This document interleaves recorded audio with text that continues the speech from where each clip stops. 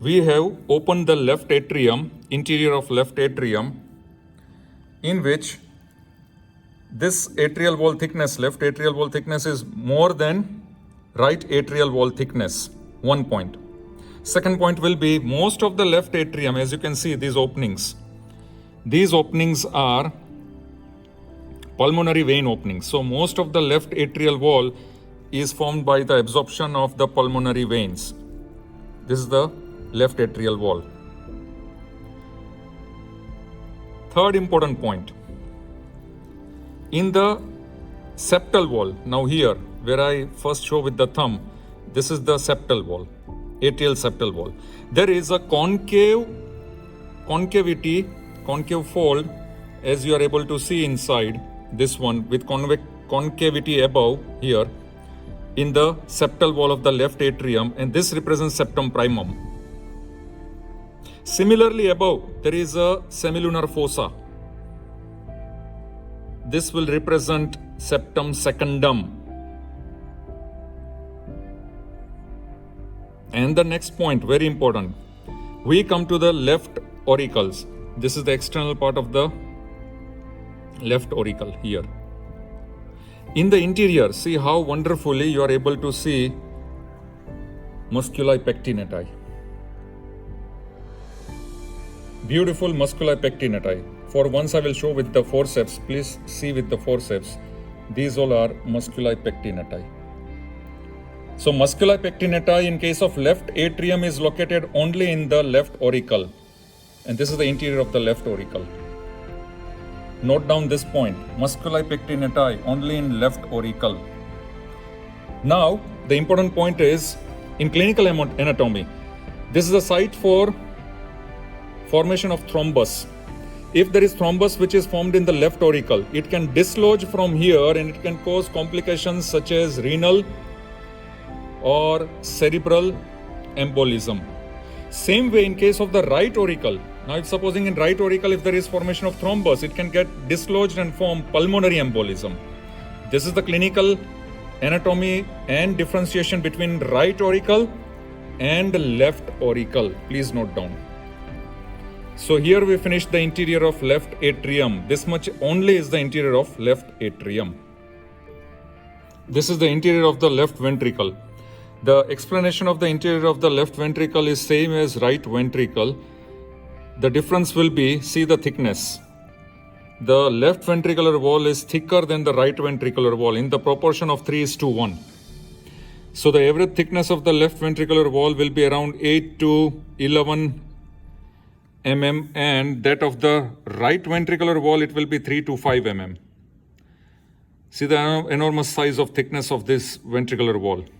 Now here we come across to inflowing and outflowing. As usual, we describe the interior of the left ventricle in the form of inflowing tract, outflowing tract. The inflowing tract will be known as trabeculae carneae as well as that of the left atrioventricular. Now here the section which we have cut open, this is the left atrioventricular orifice, which is guarded by mitral valve or the left bicuspid valve.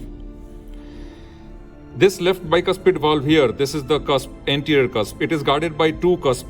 The left atrioventricular valve or mitral valve has two cusps. This is the anterior cusp, other will be the posterior cusp. So this is the anterior cusp of bicuspid valve. It will be regulated by the mitral annulus. So therefore this peripheral part will be the mitral annulus, which is collagenous.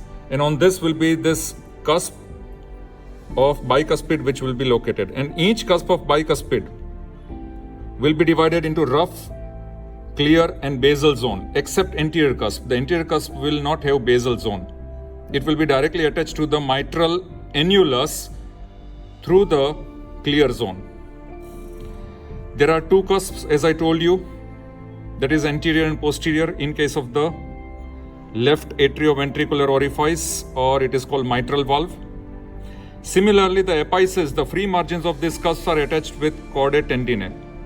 And what are these chordae tendineae? See here, enormous amount of chordae tendineae. Here, these are chordae tendineae over here, and these are the few chordae tendineae over here. Now, therefore, Here if I close this cusp like this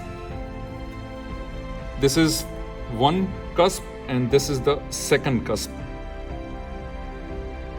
Therefore, these two cusps will form bicuspid. Also, the chordae tendineae are classified according to the chordae tendineae of right ventricle. Same way, free chordae tendineae, rough chordae tendineae, basal chordae tendineae, commissural chordae tendineae, in this way.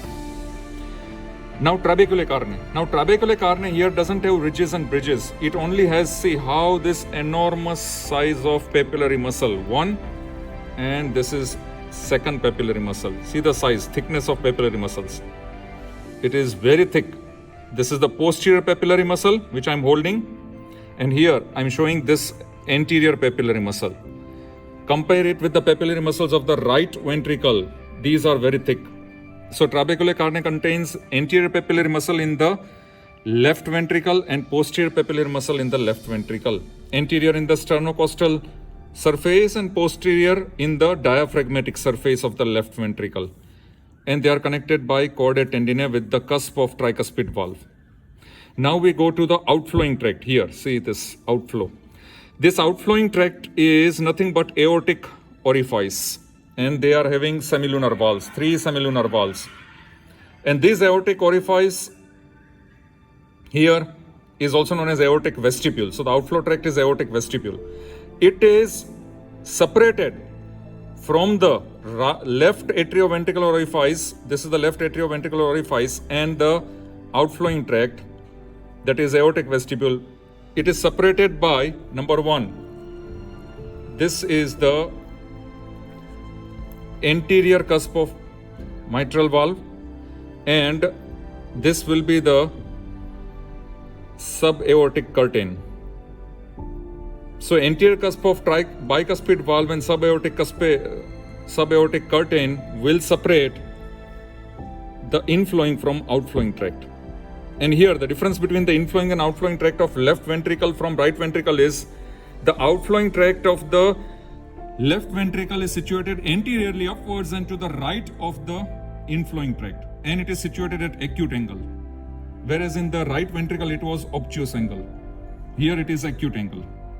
Now we would like to see the 3 cusp of aortic valve, that is of outflow tract.